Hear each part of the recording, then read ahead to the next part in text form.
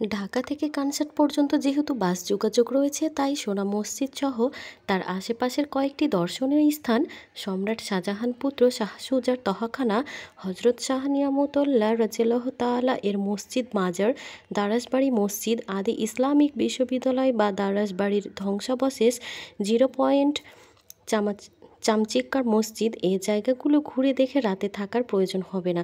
অর্থাৎ আপনি যদি সকালে এখানে পৌঁছান, তাহলে সারাদিন এগুলো দেখে বিকালে বা রাতের বাসে পুনরায় ফিরতে পারবেন।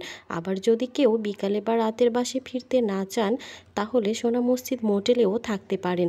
চাঁপাইনবাবগঞ্জ শহরেও হোটেল রয়েছে।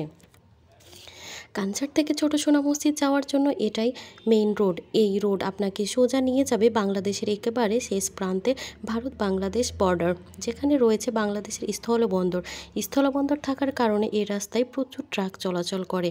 চাঁপাইনবাবগঞ্জ মানে আমের রাজধানী, আমের কথা। এখানে রাস্তার পাশে বড় বড় আম গাছ দেখতে পাওয়া যায়। প্রাচীন বাংলার রাজধানী গৌড়, এখানে সুলতানি আমলের রত্ন আজও মাথা উঁচু করে দাঁড়িয়ে রয়েছে। বাংলাদেশের অন্যতম প্রাচীন ঐতিহ্য ও দর্শনীয় স্থান ছোট সোনা মসজিদ, যার অবস্থান চাঁপাইনবাবগঞ্জ জেলার শিবগঞ্জ উপজেলায়। এই সোনা মসজিদটি রয়েছে চাঁপাইনবাবগঞ্জ শহর থেকে প্রায় 33 কিলোমিটার দূরে শাহবাজপুর এলাকায়।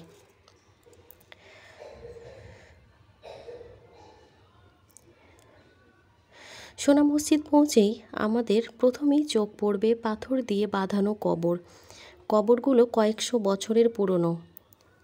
কবরগুলোর মধ্যে দুটি কবর অন্যান্য কবর থেকে একেবারেই ভিন্ন, অর্থাৎ বেশি উঁচু এবং দোতলা।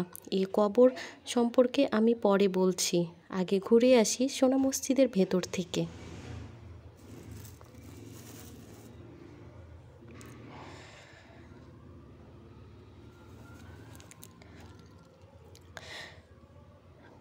সুলতান আলাউদ্দিন হোসেন শাহ এর শাসন আমলে ওয়ালি মোহাম্মদ আলী নামের এক ব্যক্তি এই মসজিদটি 1493 থেকে 1519 সালের মধ্যে নির্মাণ করেছেন।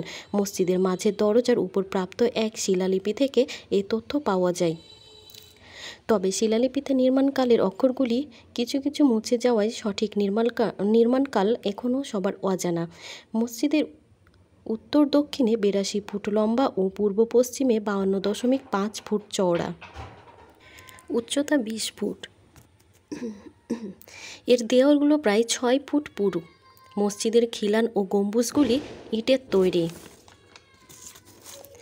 মসজিদের পূর্ব দিকে 5টি খিলানযুক্ত দরজা রয়েছে। উত্তর ও দক্ষিণ দিকে রয়েছে 3টি করে দরজা, মোট 11টি দরজা। এই মসজিদটি পুরোটাই পাথরের নয়, ইটের তৈরি। দেওয়ালের সাথে ভিতরে এবং বাহিরে পাথরগুলি মুড়িয়ে দেওয়া হয়েছে। তাই এই প্রায় 500 বছরের পুরনো মসজিদটি এখনও বাইরের চেয়ে ভিতরে শীতল থাকে। যারা মসজিদে আসবেন তারা দেখতে পাবেন মসজিদের উত্তর পশ্চিম দিকে একটি উঁচু জায়গা, সেখানেই বসে বিচার সালিশ করতেন। যিনি এই বিচার সালিশ করতেন তাকে ইমাম সাহেব বলা হতো। ওই সময় মসজিদ ভিত্তিক বিচার ব্যবস্থা ছিল। সোনামণি মুক্তা দিয়ে মসজিদের ভিতরের ইমাম সাহেবের মাথার উপরের জায়গাটাই ভরাট ছিল। তখন সোনামণি মুক্তা দিয়ে রেডিয়াম সোলার বানানো হয়েছিল। এই মসজিদের গায়ে এবং গম্বুজে সোনাকে পিষে আটার মতো করে লাগানো হয়েছিল এবং সূর্যের আলো পড়লে ঝলমল করে উঠত। এগুলো সব ইংরেজরা লুট করে নিয়ে গেছে। সুলতান এর স্ত্রীর নাম ছিল সোনা বিবি। মসজিদটিতে সোনার প্রলেপ লাগানো ছিল বলেই এর নামকরণ করা হয়েছিল সোনা মসজিদ। এই মসজিদ থেকে 8 কিলোমিটার দূরে সীমান্তের ওপারে ভারতের অংশে এই মসজিদের চেয়ে আকারে বড় আরেকটি মসজিদ রয়েছে, যেটির নাম বড় সোনা মসজিদ নামে পরিচিত। তবে এই মসজিদটি আকারে ছোট, তাই এটি ছোট সোনা মসজিদ।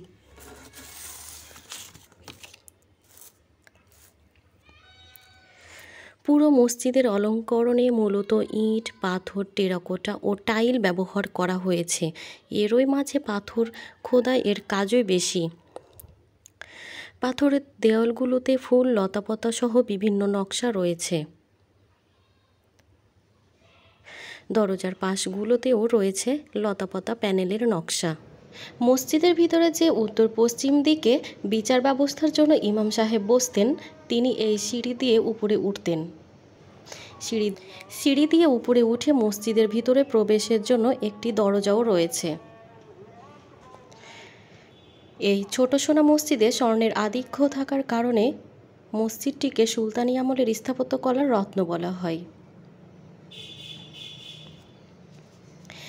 কিন্তু আফসোস, বর্তমানে মসজিদের অবস্থা কালচে বর্ণের দেখে, অথচ একসময় এই মসজিদটি সোনালী বর্ণের ছিল বলে জানা যায়। এই ছোট সোনা মসজিদ প্রাঙ্গণে রয়েছে বীরশ্রেষ্ঠ ক্যাপ্টেন মহিউদ্দিন জাহাঙ্গীর এবং বীর মুক্তিযোদ্ধা মেজর নাজমুল হকের কবর।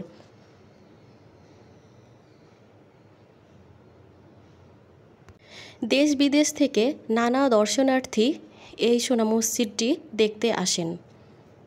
এবারে আসছি দোতলা কবর সম্পর্কে। এই দুটি কবর কার তার সঠিক প্রমাণ নেই, তবে ধারণা করা হয় সেই সময় শাহ সুলতান এবং তার স্ত্রীর। আবার কেউ বলেন সোনা মসজিদ নির্মাতা ওয়ালি মোহাম্মদ, আবার কেউ বলেন ইমাম সাহেবের, এবং আশেপাশের কবরগুলি তাদের পরিবারের হয়তো। কেউ কেউ বলেন আশেপাশের কবরগুলি মসজিদের সময় যারা দায়িত্বে ছিলেন তাদের হয়তো। ভিডিওটি ভালো লাগলে চ্যানেলটিকে সাবস্ক্রাইব করুন। ধন্যবাদ।